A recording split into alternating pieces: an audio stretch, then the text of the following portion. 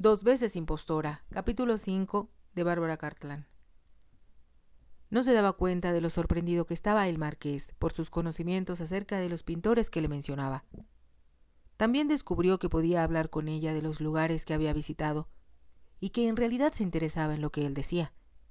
No solo fingía ese interés, como muchas otras mujeres lo hicieron en el pasado. Después del almuerzo, él insistió en que su abuela subiera para descansar. «Ya me aseguré de que Orestes, que llega por tren, estará aquí como a las 4», anunció. «Será entonces que tendrás que ayudarme, abuela. Así que espero que intentes dormir antes que llegue el momento de bajar». «No pienso discutir ese asunto», sonrió la viuda. «Sencillamente, obedeceré órdenes». El marqués la condujo escaleras arriba.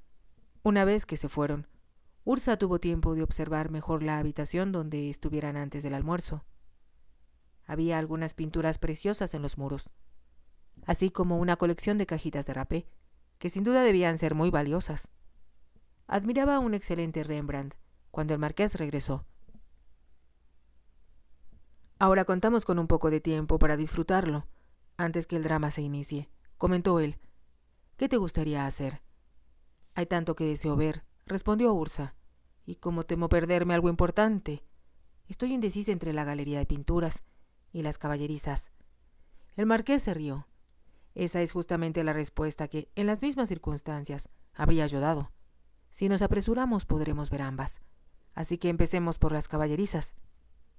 Cuando Ursa vio los caballos, se dio cuenta de que, aunque él permaneció ausente durante un tiempo y apenas acababa de regresar, se mantuvo en contacto con su administrador. Los caballos que dejara podrían haber envejecido, pero en todos sentidos eran magníficos. «¿Cómo pudiste tolerar dejarlos?», preguntó, mientras iban de pesebre en pesebre.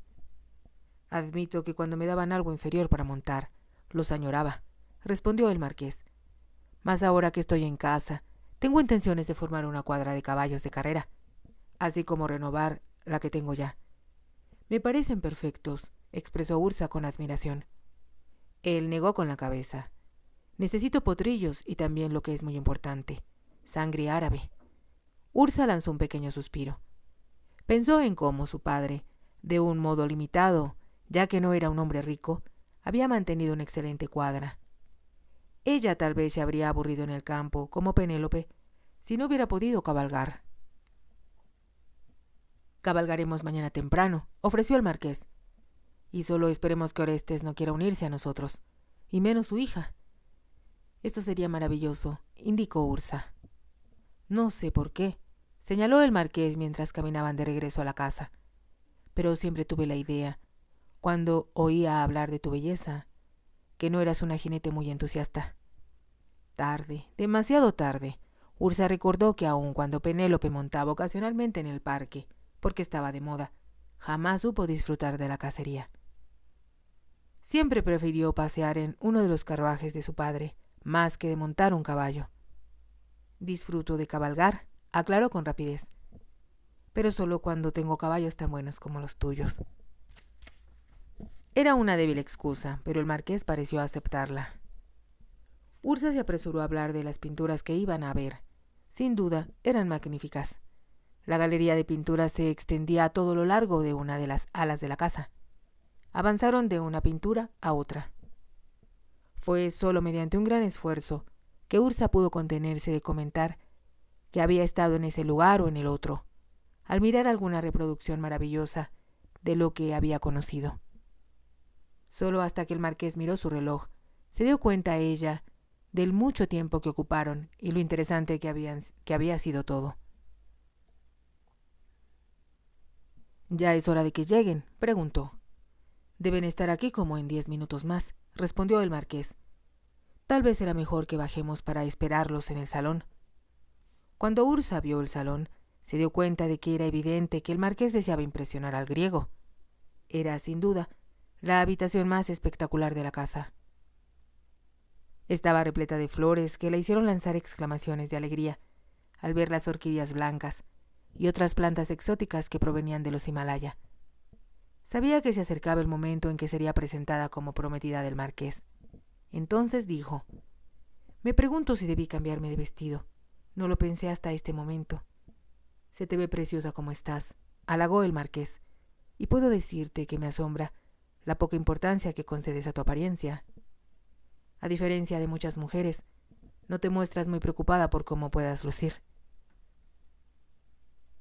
Había una nota de sinceridad en su voz que la hizo sentir turbada. Por supuesto, no podía explicarle que no le importaba su apariencia, porque jamás había pensado en sí misma como una gran belleza. Cuando viajaba con su padre, sentía que nadie se fijaba en lo que llevaba puesto. «Eres muy hermosa», aseguró el marqués en voz baja. «Como por supuesto 1.000.000 de hombres deben habértelo dicho ya. Además, hay algo en ti que no esperaba». «¿Qué es?», preguntó nerviosa Ursa. El marqués iba a responderle cuando se abrió la puerta y el mayordomo anunció: «El señor Alexis Orestes, milord, y la señorita Amelia Orestes». Pronunció los nombres de forma tan extraña que Ursa sintió ganas de reírse. Estaban de pie junto a la chimenea. El marqués se apresuró a cruzar la habitación, con la mano extendida. Alexis Orestes no era muy alto, pero tenía una expresión inteligente y una apariencia innegable de griego. Su hija era de estatura corta, bastante robusta, como comentara el marqués, y muy joven. No era nada atractiva, ni vestía con elegancia. El marqués saludó a sus huéspedes con entusiasmo. «Encantado de darles la bienvenida a Charnwood Court», exclamó. «Me alegra mucho que hayan pensado en venir aquí». Estrechó la mano de Alexis Orestes y después se volvió hacia Amelia. «Espero que hayan tenido un buen viaje y que no estén muy cansados». «No estoy cansada, gracias», repuso la joven griega, en un inglés bastante fluido. El marqués se volvió hacia la chimenea. «Mi abuela está aquí conmigo», anunció, «y bajará un poco más tarde. Y ahora, deseo que conozcan a alguien muy especial para mí y que sean de los primeros en felicitarnos». En los ojos oscuros del griego apareció una interrogación al mirar hacia el marqués.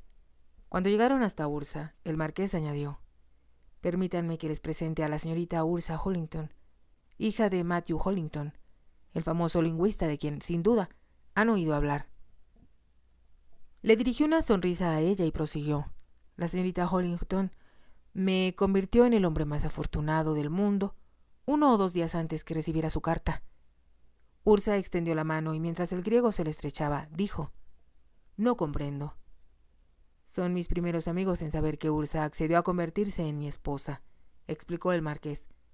«Sé que nos darán su bendición y brindarán a nuestra salud con champaña». Se volvió hacia la mesa donde se encontraba la botella antes que el griego pudiera hablar.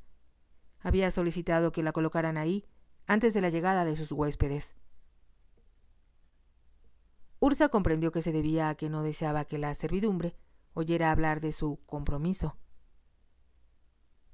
Mientras vertía el espumoso líquido en las copas, continuó: «Se los he confiado solo a ustedes, y les agradecería que no lo mencionaran a nadie, ya que todavía no lo decimos a nuestros familiares. Están esparcidos por todos lados y eso llevará algún tiempo». Entregó una copa a Alexis Orestes y otra a su hija. Resultaba evidente para Ursa que el griego estaba desilusionado y con visible desconcierto. Sin embargo, no le pareció muy disgustado. Miró hacia Amelia, su hija. No parecía en absoluto molesta por haber perdido al hombre que su padre eligiera para ella. Ursa se preguntó si siquiera le habrían consultado si deseaba casarse o no con él.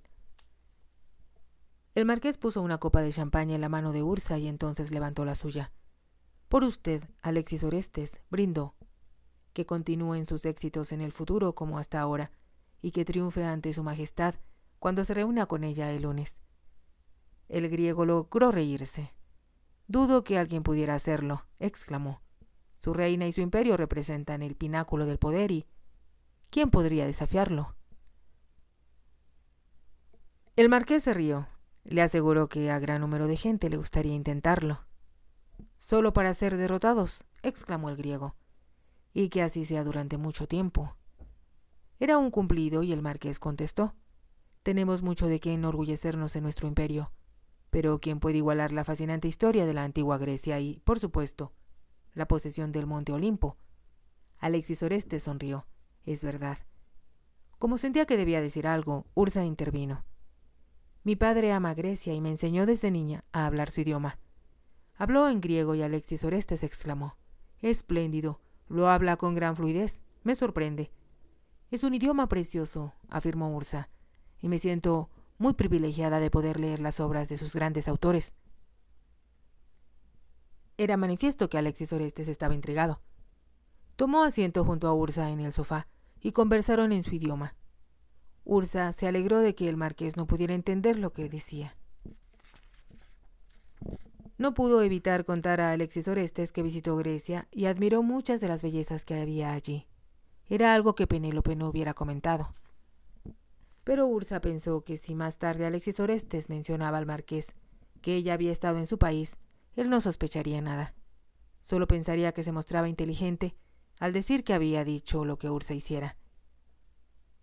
Después de terminar el champaña, el marqués llevó a Alexis Orestes a su estudio. Ursa adivinó que aprovecharía la oportunidad para hablar de negocios. A solas con Amelia, Ursa descubrió que era difícil charlar con ella, aun cuando hablaban en el mismo idioma. «Hábleme de usted. ¿Qué hace cuando está en Atenas? ¿Asiste a muchos bailes?» «Voy a algunas fiestas», respondió Amelia, «pero casi siempre las ofrecen los amigos de papá, y solo conozco allí gente de edad semejante a la de él». Ursa se rió. «Eso debe ser muy aburrido para usted, pero sin duda habrá muchos jóvenes en Atenas y debe tener muchos amigos entre ellos». «No, no muchos», repuso Amelia. «Papá desea que me case con alguien importante, pero los hombres importantes de mi país suelen tener mucha edad». Ursa empezaba a comprender. Era por eso que Alexis Orestes había tenido tanto interés en convertir al marqués en su yerno. No se atrevió a comentarlo con Amelia, porque podría repetirlo, así que, en cambio, sugirió: «Supongo que le gustaría subir y descansar un poco antes de la cena». «Sí, me gustaría», respondió Amelia. «Me duele la cabeza, porque durante el viaje en tren papá no paró de hablar ni un segundo». «¿De qué?», preguntó Ursa. Se hizo un breve silencio. Entonces Amelia respondió: «Me daba instrucciones de lo que debía decir y no decir al ver de nuevo al marqués.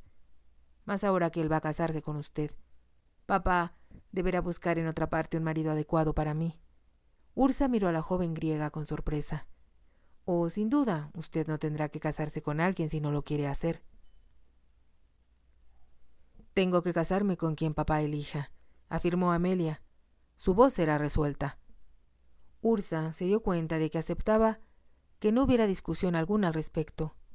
«Subamos», indicó con rapidez. Sentía que sería un error hablar más. Condujo a Amelia escaleras arriba y después se dirigió a su propio dormitorio. Encontró que era una habitación preciosa, con un boudoir contiguo. De hecho, era el dormitorio más impresionante que hubiera podido imaginar. Mary, quien ya había sacado su ropa, no se encontraba allí.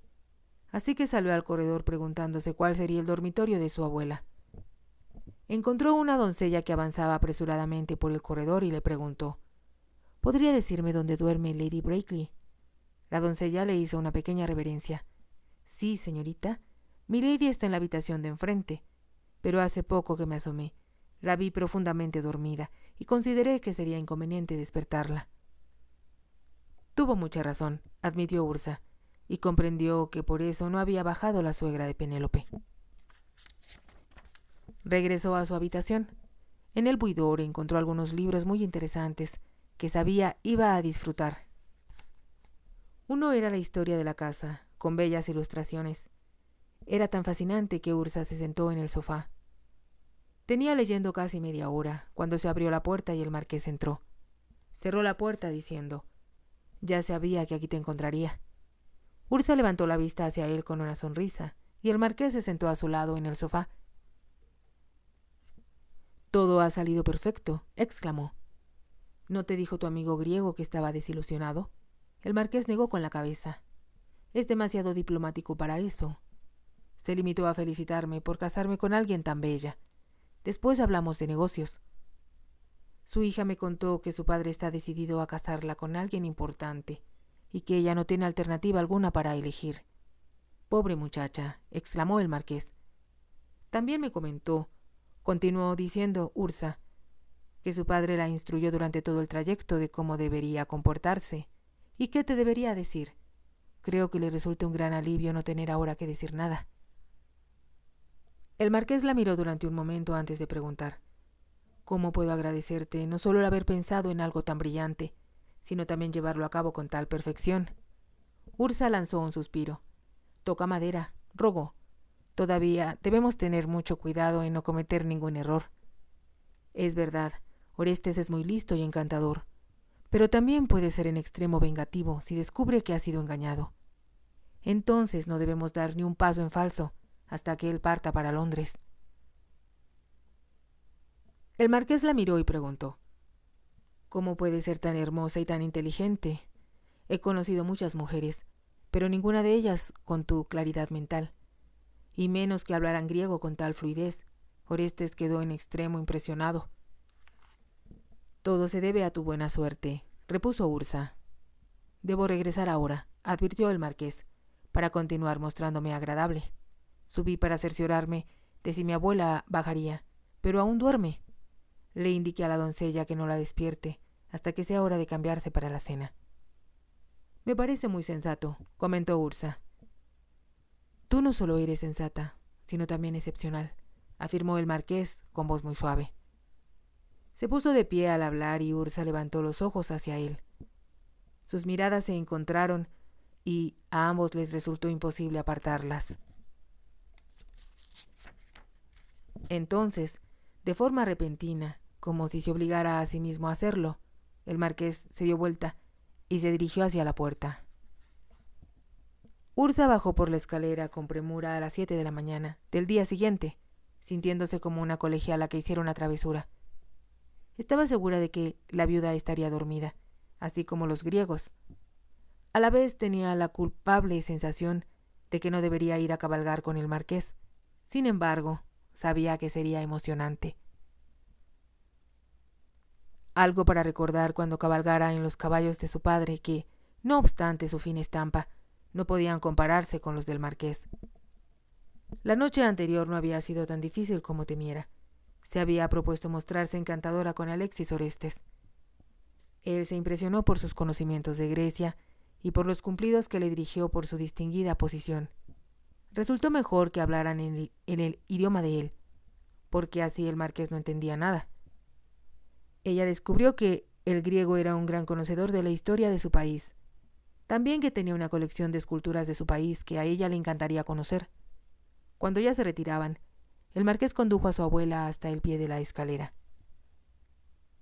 Como los griegos no la habían seguido, dijo a Ursa: Muy bien hecho, estuviste espléndida, y sabes bien cuánto te lo agradezco.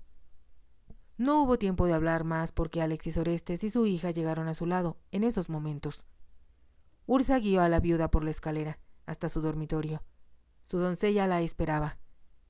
Ursa besó con ternura a Lady Brackley y se dirigió a su dormitorio. Al llegar a él, se dio cuenta de que estaba cansada. Sin embargo, no tan inquieta como antes que los griegos llegaran. Se quedó dormida pensando en el marqués. De alguna manera pareció llenar sus sueños de tal forma que al despertar continuaba pensando en él. Al salir por la puerta principal, vio que los caballos ya estaban esperando. El marqués estaba de pie junto a uno con silla de montar para mujer.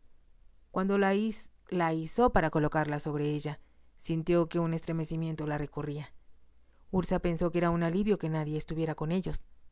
Mientras avanzaban por el puente que cruzaba el lago, estaba segura de que nadie los había visto. El caballo del marqués se mostraba muy inquieto, y mientras cabalgaban hacia un terreno plano, él sugirió: Propongo que galopemos para que nuestros animales suelten toda su energía, siempre y cuando tu caballo te satisfaga. Por completo, respondió Ursa. Comprendió que el marqués estaba preocupado de que el caballo resultara demasiado veloz para ella.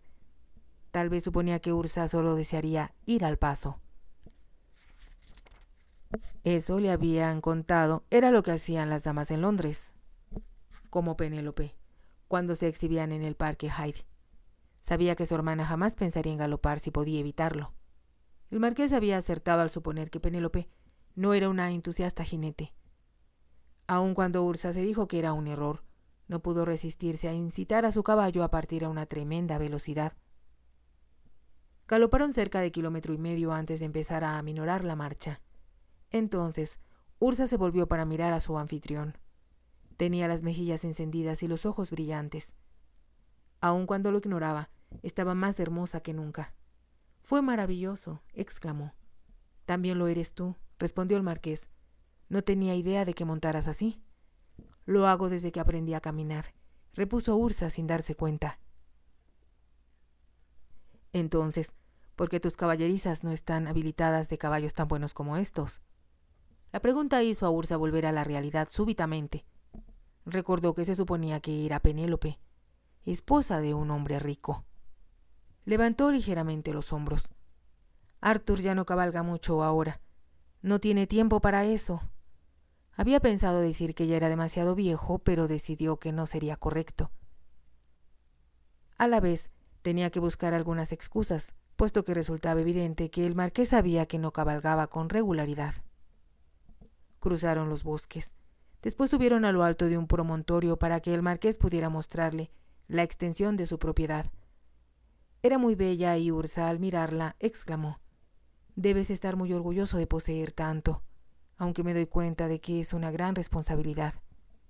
Si te ha gustado, te invito a que te suscribas, a que me regales un me gusta y actives la campanita para que puedas seguir escuchando esta historia y muchas más. Gracias.